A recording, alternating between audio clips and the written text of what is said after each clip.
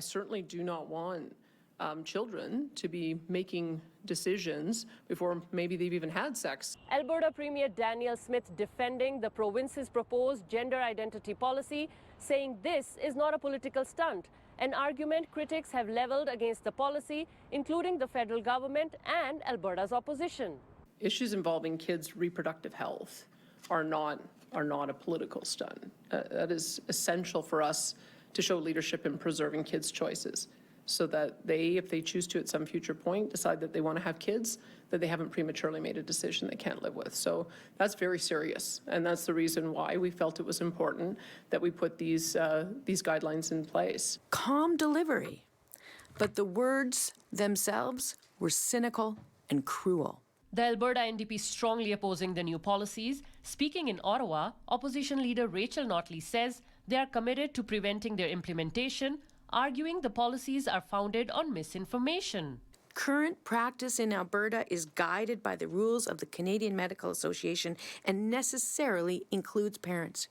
Rumors to the contrary, promoted by the UCP, are pure fiction. Danielle Smith and her cabinet are, quite honestly, the last people who should be inserting themselves into people's lives this way. Federal Liberal ministers accuse Smith of putting trans youth at risk and say they are looking at all options to respond to the proposed changes. I'm a dad, Mark's a dad.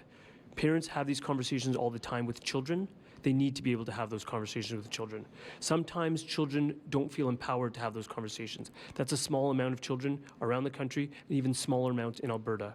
I think actually targeting that small minority for some political purpose in Alberta, as it seems that the Premier is doing, is not becoming of her office and is in fact actually targeting and perhaps even demonizing those children. I'm deeply disturbed.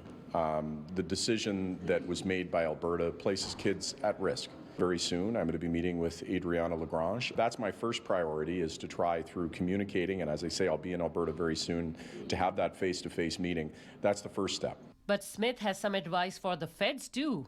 If they want to demonstrate leadership, then why did they prohibit their employees from getting gender support for their choices until they're 18 plus? So I would just ask them not to be hypocrites on this and to not politicize it, which they're clearly doing. Premier Smith says regulation, legislation, and then policy changes will lead to the implementation of these new policies taking effect in the fall.